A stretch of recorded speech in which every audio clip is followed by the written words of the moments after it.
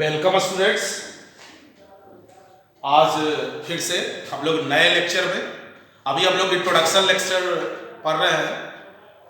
आपके बुक में पहला चैप्टर हीट दिया हुआ है, लेकिन हम लोग शुरू में थोड़ा सा फिजिक्स के बारे में जान रहे थे, जिसमें कि हम लोग यूनिट तक पहुंचे थे। और अभी हम लोग और एक दो वीडियो इसी में बनाएंगे इंट्रोडक्शन में, जिससे कम से कम हम कुछ लिखना पढ़ना सीखें, तब आगे हीट में हम लोग चर्चा करेंगे। है तो हम लोग यूनिट तक पहुंचे थे। कल हम लोग यूनिट देख रहे थे कि हम बात किए थे कि जब भी हम मेजरमेंट कर रहे होते हैं तो किसी भी चीज को, जैसे हमको ये एक पेन है, इसको हम एक यूनिट मान लें, लिखे इस पेन को 1 पेन, ऐसा कुछ लिखे।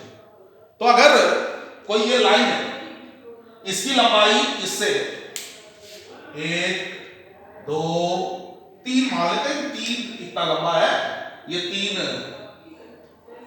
3 पेन के बराबर इसकी लंबाई है। इस लेंथ है इसका, ये जो हम लाइन खींचे हैं, इसका लेंथ 3 पेन के बराबर है। तो जब भी हम कोई मेजरमेंट कर रहे होते हैं, तो किसी भी चीज को नाप रहे होते हैं, तो एक स्टैंडर्ड चीज से उसका कंपैरिजन कर रहे होते हैं। लेकिन ये स्टैंडर्ड फिक्स होना चाहिए। क्या हमारे पास जितनी कलर पेन्स हैं वो सारी की लंबाई एक ही है? नहीं। तो इस तरह से हमारा ये एक स्टैंडर्ड यूनिट नहीं कहलाएगा। इसमें एक स्टैंडर्डाइजेशन नहीं है कि सभी जगह इसकी लंबाई सेम हो। तो इसलिए एक स्टैंडर्ड बनाया जाता है, जो हम कहते हैं 1 मीटर 1 सेंटीमीटर, ये एक स्टैंडर्ड होता है। तो कल हम लोग बोले थे कि for any kind of measurement, किसी भी तरह के माप के लिए सर्टेन क्वांटिटी, सर्टेन अमाउंट को फिक्स किया जाता है, कांस्टेंट रखा जाता है, और उसी को हम लोग यूनिट कहते हैं। और उससे दुगना है तो 2 यूनिट, तिगुना है तो 3 यूनिट, चौगुना है तो 4 यूनिट, हम कंपैरिजन करते हैं उसी से, है ना। इस तरह से हम लोग कल चर्चा कर रहे थे। अब हम लोग जब आते हैं आगे, तो ये जो यूनिट होता है वो किसी न किसी फिजिकल क्वांटिटी को रिप्रेजेंट करता है। फिजिकल क्वांटिटी, और इसी फिजिकल क्वांटिटी का एक यूनिट होता है। कोई जरूरी नहीं है कि हर एक फिजिकल क्वांटिटी का यूनिट हो ही हो। बहुत सारे ऐसे भी फिजिकल क्वांटिटीज हैं जिनके यूनिट्स नहीं होते हैं, हम लोग ऐसा चर्चा करेंगे, है ना। तो कहता फिजिकल क्वांटिटी जो होते हैं उन्हीं के कुछ, लेकिन अगर कोई ना यूनिट होता है तो वो किसी फिजिकल क्वांटिटी का ही होता है, ये आप मान के चलिए। हर एक फिजिकल क्वांटिटी का यूनिट हो ये जरूरी नहीं है, लेकिन अगर यूनिट है तो वो किसी फिजिकल क्वांटिटी का होगा। और फिजिकल क्वांटिटी हम उसको कहते हैं जिसको हम मेजर कर सके। कल इसकी बात हुई थी कि the quantity which can be measured, which can be measured, और वो जिस टर्म में मेजर किया जाता है उसको हम यूनिट कहते हैं, उसको हम यूनिट कहते हैं। कल इसकी चर्चा भी हुई थी कि यूनिट, कुछ क्वांटिटी हम फिक्स करते हैं, उसको हम यूनिट कहते हैं। जैसे 1 मीटर का मतलब कुछ खास लंबाई से, इतना ही लंबाई को हम 1 मीटर कहते हैं, है ना। यही स्टैंडर्ड है, यही स्टैंडर्ड बनाया गया कि सबको पता है कि 1 मीटर है। तो फिजिकल क्वांटिटी में जब हम लोग आ रहे हैं कि फिजिकल क्वांटिटी और यूनिट, तो इनको 2 भाग में बांटा जाता है। ये फिजिकल क्वांटिटी या यूनिट, इन दोनों को 2 भाग में बांटा जाता है। एक को कहा जाता है फंडामेंटल फिजिकल क्वांटिटी,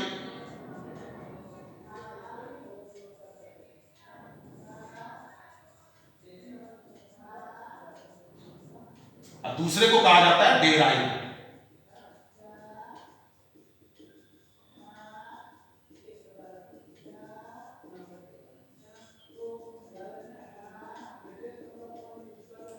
तो फंडामेंटल फिजिकल क्वांटिटी और डेराइव्ड फिजिकल क्वांटिटी ये क्या होते हैं? तो फंडामेंटल फिजिकल क्वांटिटी जो होते हैं ये किसी दूसरे क्वांटिटी पे डिपेंड नहीं करते। फंडामेंटल का मतलब क्या होता है?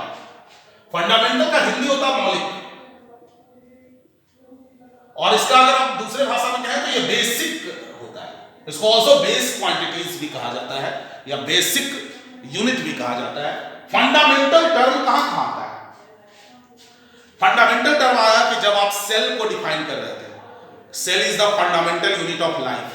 आप जब इलेक्ट्रॉन प्रोटॉन को डिफाइन कर रहे थे तो electron, proton and neutron are fundamental particles, आप ऐसे बोलते हैं। मतलब फंडामेंटल मतलब वही सब चीजों का आधार है, वही बेस है, वही मेन है, उसी से सब चीज बना है, उसी से सब चीज बना है। तो फंडामेंटल फिजिकल क्वांटिटी कहने का मतलब है कि इसी से पूरा फिजिक्स बना है, इसी से पूरा फिजिक्स यानी हम कहते हैं कि those physical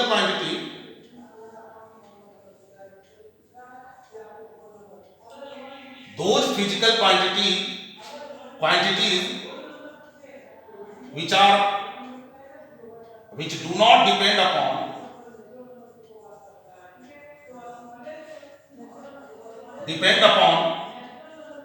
any other physical quantity, यानी वो किसी दूसरे फिजिकल क्वांटिटी पे डिपेंड नहीं करते हैं। डेराइव जो डिपेंड करते हैं, इस पे डेराइव किए जाते हैं, फंडामेंटल से डेराइव किए जाते हैं, डेराइव निकाले जाते हैं फंडामेंटल से। यानी ये या तो हम लिखे डेराइव फ्रॉम फंडामेंटल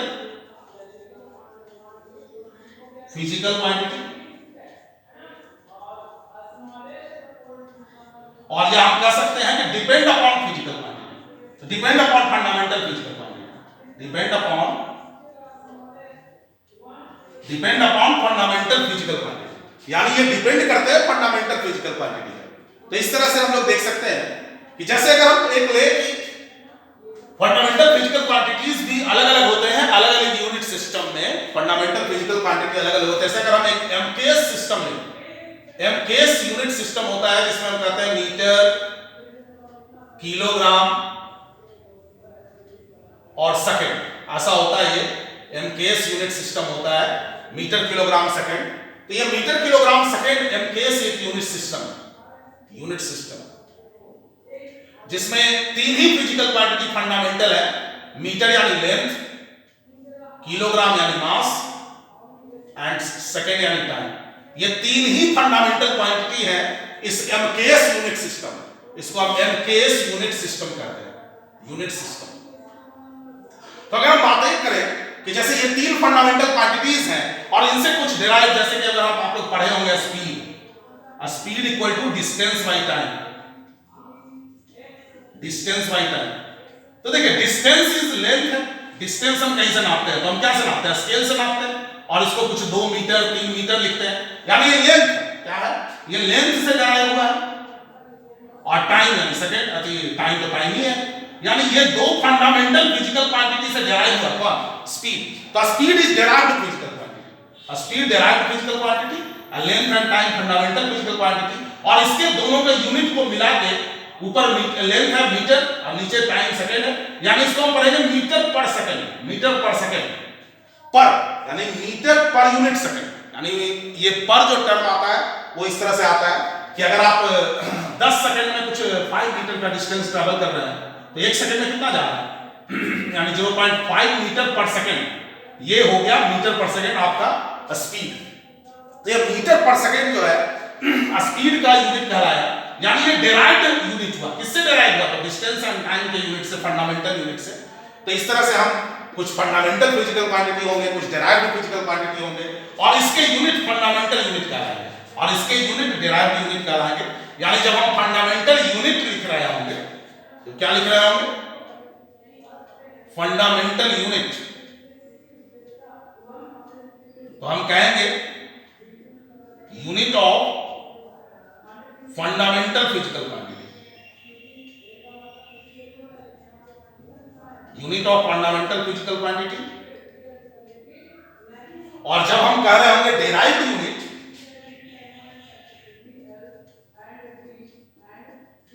यानी हम कह रहे होंगे unit of derived physical quantity, unit of derived physical quantity.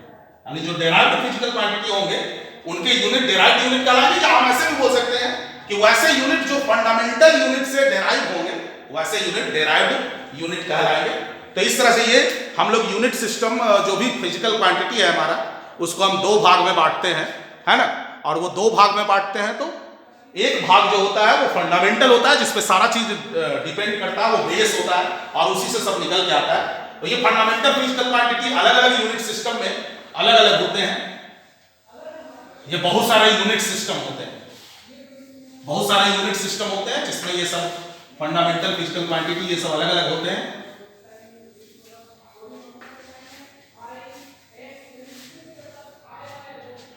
जैसे हमारे पास यूनिट सिस्टम बहुत सारे हैं, यूनिट सिस्टम।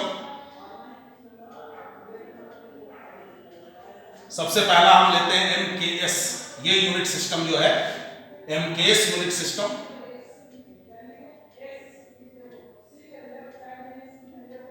इसमें जो फंडामेंटल मीटर किलोग्राम सेकंड कहलाता है, मीटर किलोग्राम सेकंड। इसमें फंडामेंटल फिजिकल क्वांटिटी जो होते हैं,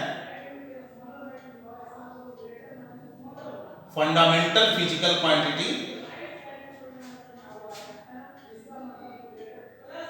क्वांटिटीज जो होते हैं सिर्फ मास, या हम बोल सकते हैं लेंथ, मास एंड टाइम होता है। मास, लेंथ एंड टाइम होता है। और इसके जो ऐसा ये यूनिट होते हैं मीटर, किलोग्राम और second. Metre, kilogram and second होता है।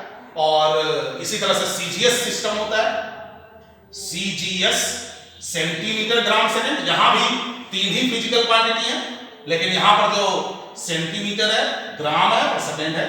और इसी तरह से FPS होता है, इसमें भी तीन ही फिजिकल फंडामेंटल फिजिकल क्वांटिटी है।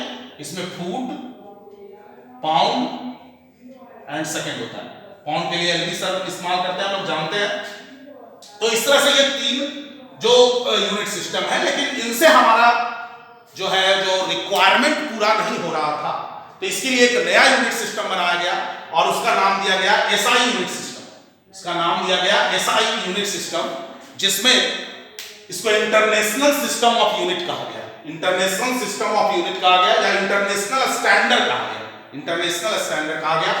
और इसमें जो ये यूनिट सिस्टम बनाया गया, उसमें इस MKS से इस तीनों को लिया गया, लेंथ, मास एंड टाइम को लिया गया, है ना। और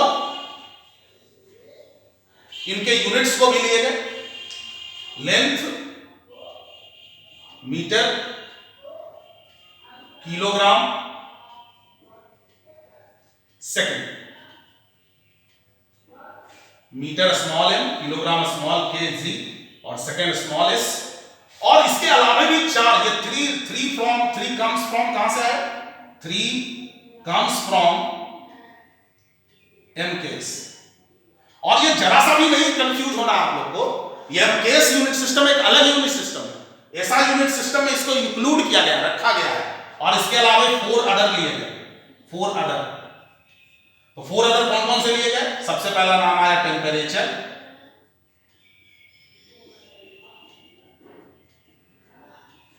फिर नाम आया इलेक्ट्रिक करंट,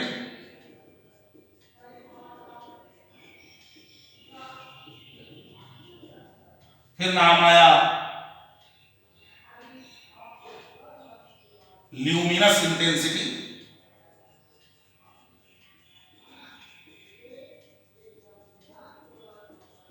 फिर आया amount of substance, amount of substance.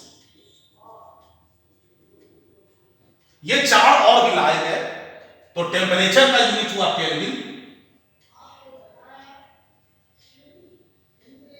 Capital के।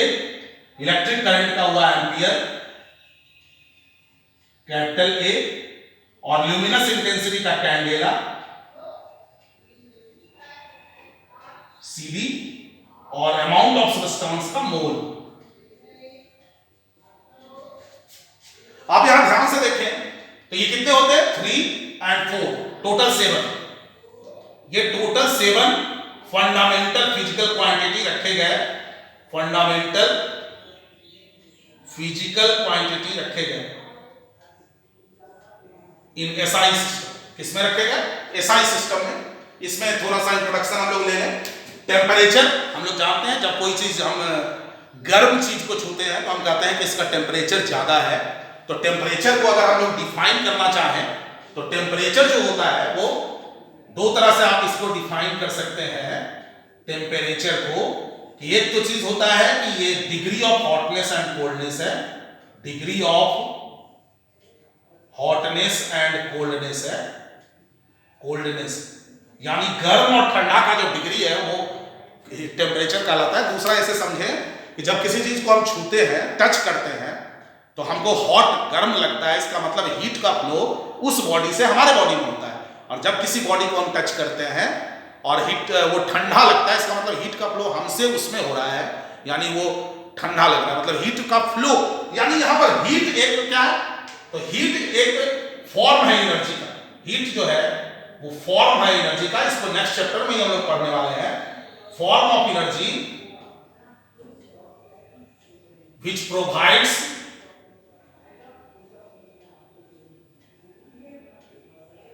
The sensation of hotness and coldness. Hotness and coldness यानी ठंडे गर्मी का जो एहसास कराने वाला एनर्जी है वही हीट कहलाता है। और इस हीट को ही टेम्परेचर जो है, इस हीट का इफेक्ट है। हीट अगर काउज है तो टेम्परेचर इफेक्ट है। किसी चीज में अगर हीट हम देते हैं तो उसका टेम्परेचर राइज कर जाता है। वो हीट अगर लॉस करता है, जैसे आप लोग देखते हैं कि पानी बहुत देर तक रखता है तो ठंडा हो जाता है या गर्म हो जाता है, तो ठंडा होने का मतलब उससे हीट लॉस हो गया, गर्म होने का मतलब वो हीट एब्जॉर्ब कर लिया, है ना। तो वही चीज है। तो हम ऐसे भी कह सकते हैं कि टेम्परेचर वह फिजिकल क्वांटिटी, यानी दैट फिजिकल क्वांटिटी है, that physical quantity which determines the flow of heat, है ना, जो हीट के फ्लो को डिटरमाइन करता है। इसका ऐसा यूनिट केल्विन है, और भी अलग अलग यूनिट हैं जो आपको नेक्स्ट चैप्टर में पढ़ने हैं, degree Celsius, Fahrenheit. Electric current हम लोग जानते हैं, करंट फ्लो होता है, चार्ज का फ्लो होता है। इलेक्ट्रिक करंट 1 सेकंड में जितना चार्ज फ्लो होता है, सबके बारे में पढ़ेंगे आगे। एम्पियर इसका ऐसा यूनिट है। ल्यूमिनस इंटेंसिटी, ल्यूमिनस मतलब होता है लाइट, और उसकी तीव्रता, लाइट की तीव्रता। जैसे ये कोई बल्ब है और ये कुछ बल्ब है, इससे लाइट निकल रहा है सब, तो इससे लाइट निकल रहा है, तो अगर इसका पूरा कुछ एरिया होगा, सरफेस एरिया कुछ होगा, तो सरफेस एरिया कुछ है और इससे कुछ अमाउंट ऑफ लाइट निकल रहा है। तो अगर ए सरफेस एरिया है, इससे t सेकंड में कुछ E एनर्जी निकल रहा है, इतना लाइट निकल रहा है, तो एक एरिया से 1 सेकंड में कितना लाइट निकलेगा, तो energy emitted by per unit area, per unit time, यानी यूनिट टाइम में, एक टाइम में एक एरिया से जितना एनर्जी निकलता है उसको हम ल्यूमिनस इंटेंसिटी कहते हैं, है ना। कि इस पूरे एरिया से कुछ मान लीजिए 500 जूल एनर्जी निकल रहा होगा इस पूरे एरिया से। अभी पूरा एरिया कुछ 10 मीटर स्क्वायर है या 10 सेंटीमीटर स्क्वायर या कुछ ले लेते हैं हम लोग 1 मीटर स्क्वायर इस पूरे का एरिया है, तो 0.5 मीटर स्क्वायर ले लेते हैं पूरे का एरिया है, और ये जो 500 जूल एनर्जी निकल रहा है वो 10 सेकंड में निकल रहा है, 10 सेकंड। तो अगर 10 सेकंड में इतने एरिया से इतना एनर्जी निकल रहा है, तो 1 सेकंड में 1 मीटर स्क्वायर से कितना, ये दोनों डिवाइड में चला जाएगा, है ना, और दोनों डिवाइड में चला जाएगा, ये आंसर कितना आएगा 100। तो इसी को हम कैंडेला कहते हैं, इसी को कैंडेला कहते हैं कि 1 सेकंड में एक एरिया से जितना एनर्जी इमिट होता है उसको ल्यूमिनस इंटेंसिटी कहा जाता है, सॉरी, और उसका यूनिट है कैंडेला। अमाउंट ऑफ सब्सटेंस के बारे में चर्चा होगी आगे यूनिट चैप्टर में, है ना। ये अमाउंट ऑफ सब्सटेंस यानी कोई भी सब्सटेंस का जो मात्रा होता है, जैसे हम केजी में दिखाते हैं 10 केजी चीनी खरीद के लाए, लीटर में वॉल्यूम में दिखाते हैं ना 10 लीटर दूध लाए, है ना, और भी नंबर में खरीद के लाते हैं, पेन खरीद के लाना हो, अंडा खरीद के लाना हो, है ना, दर्जन में, केला खरीद के लाते हैं दर्जन में, है ना।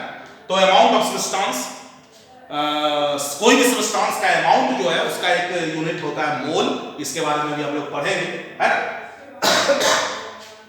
तो ये चीजें 7 बेस क्वांटिटी है SI यूनिट सिस्टम में। इसके अलावे भी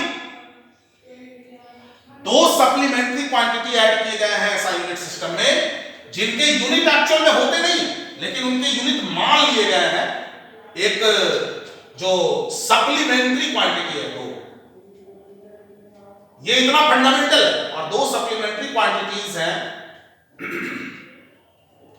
इसके अलावा 2 सप्लीमेंट्री क्वांटिटीज हैं। एक प्लेन एंगल है, जो एंगल अभी तक आप कॉपी में बनाते रहे हैं उसी को प्लेन एंगल कहते हैं। जो इस तरह का एंगल आप बनाते हैं 30 डिग्री 60 डिग्री जो भी बनाते हैं वो प्लेन एंगल है, और दूसरा सॉलिड एंगल है, दूसरा सॉलिड एंगल है। इसकी चर्चा होगी, है ना, आपके यूनिट एंड डायमेंशन नाम के चैप्टर में जब हम लोग पढ़ेंगे। आपके किताब में नहीं है, जब और उससे ज्यादा ऊपर वाला किताब लगेगा तो इसके बारे में हम लोग पढ़ेंगे। तो plane angle and solid angle, solid angle कुछ इस तरह का होता है कि अगर आप कोई एक स्फीयर और ये कोई स्फीयर लें और इस स्फीयर में अगर मान लीजिए ये कोई एरिया आप ऐसा कट कर लें, ये ऐसा, और इसको सेंटर पे सब मिला दें ऐसा पॉइंट, ये 3 डायमेंशनल होता है। तो इस तरह का गोल जैसा जो कोन आप नाम सुनेंगे, कोन, तो ये जो कोन इसलिए इसका नाम है सॉलिड एंगल।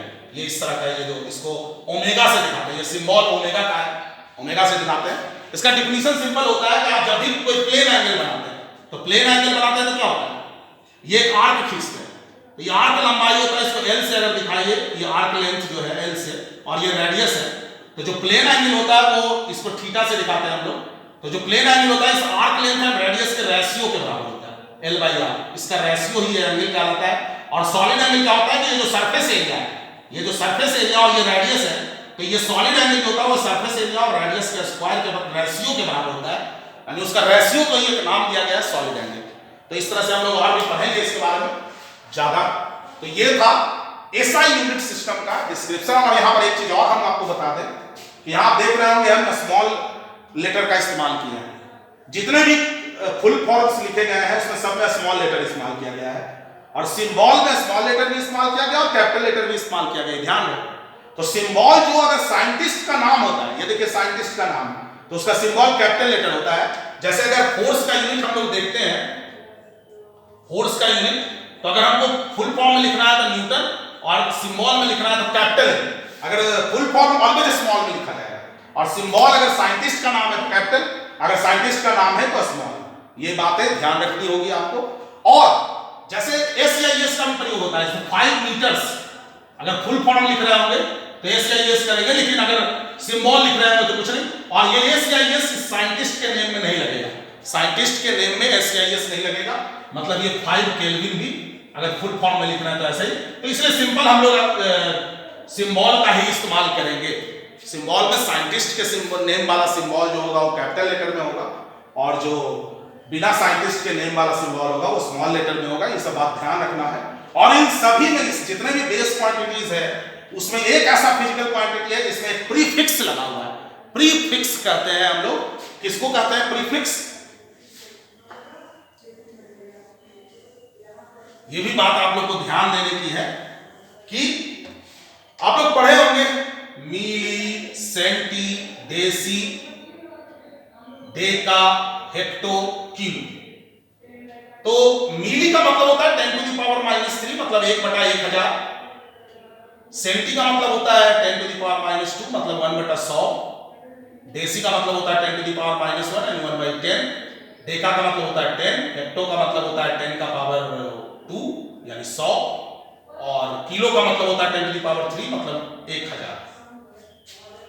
ये किलो प्रीफिक्स है। जैसे आप अगर लिख रहे हैं 1 किलोग्राम, दैट मींस आप लिख रहे हैं 10⁻³ ग्राम। 1 से गुणा करेंगे तो यहां 1 इंटू कर दें तो कोई दिक्कत नहीं है, 1 इंटू कर दे सकते हैं, जो भी लिखा रहेगा 2 किलोग्राम में 2 इंटू। तो ये 1 से गुणा करेंगे तो वही होगा। किलो का मतलब होता है 10⁻³। ये कोई जरूरी हमेशा ग्राम में हो, ऐसा लिख सकते हैं 1 किलो सेकेंड यानी 10⁻³ सेकेंड। 1 किलो लीटर 10⁻³ लीटर, यानी कहीं भी लग सकता है। जैसे 1 मिली सेकेंड, तो 1 मिली सेकेंड मतलब 10⁻³ सेकेंड यानी 1/1000 सेकेंड। 1/1000 सेकेंड यानी माइनस पावर होता है, जिसका मतलब कोई भी चीज पे पावर अगर माइनस होता है तो उसका मतलब वो नीचे में ऐसे लिखा जाता है। a पे पावर -n है तो 1/a पे पावर n है, इस तरह का चीज है। तो ये चीजें प्रीफिक्स होती है। तो यहां पर देखिए इन सारे ऐसा यूनिट्स में एक ही ऐसा यूनिट है किलोग्राम जिसमें प्रीफिक्स लगा हुआ है किलो। तो इस तरह याद रखिएगा कि जितने भी फंडामेंटल यूनिट्स है उसमें कौन सा फिजिकल क्वांटिटी है जो अपने यूनिट में ऐसा यूनिट में प्रीफिक्स कैरी करता है, तो वो है मास। इसमें किलोग्राम लगा हुआ है ना। तो इस तरह से ये सब चीजें हैं जो आपको ध्यान रखनी चाहिए। इसके अलावा भी बहुत सारी चीजें होती है, जैसे मिली के साथ माइक्रो होता है, माइक्रो, इसको माइक्रो बोलते हैं, 10⁻⁻6 को कहते हैं। इसके बाद नैनो होता है, 10⁻⁻9 होता है। इस तरह से और भी चीजें ऊपर भी और होता है, मेगा होता है, कैपिटल M मेगा 10⁻�6। उसके बाद मेगा के बाद गीगा होता है, 4G 5G आप नाम सुने होंगे, 10⁻⁹। इस तरह से यहाँ पीको होता है, पीको 10⁻⁻12 है ना। तो इस तरह बहुत सारा चीज होता है, कितना याद रखेंगे, ये सब कॉमन है, ये सब आपको याद रखना चाहिए। तो किसी के भी आगे हम लगा सकते हैं, हम 1 डेका सेकंड बोल सकते हैं, 10 सेकंड को बोलेंगे 1 डेसी सेकंड मतलब 0.1 सेकंड। इसको 0.1 भी लिख सकते हैं, इसको 0.01 भी लिख सकते हैं, इसको 0.001 लिख सकते हैं, है ना, ऐसे भी लिख सकते हैं। तो ये ऐसा यूनिट सिस्टम था। और भी यूनिट सिस्टम्स होते हैं, लेकिन जैसे जैसे हम लोग फिजिक्स पढ़ेंगे तो उन सारे यूनिट सिस्टम्स के बारे में जानेंगे।